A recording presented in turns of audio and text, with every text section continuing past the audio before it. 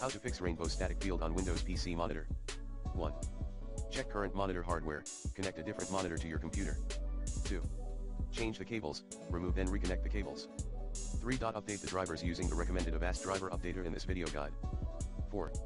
Check if you run into high GPU or monitor temps. 5.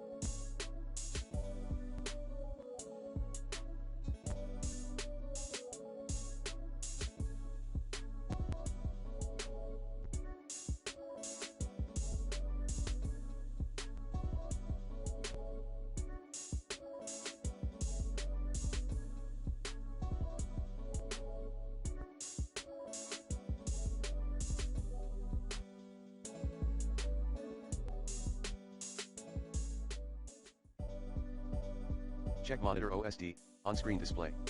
FYI, your OSD controls the appearance and characteristics of your monitor.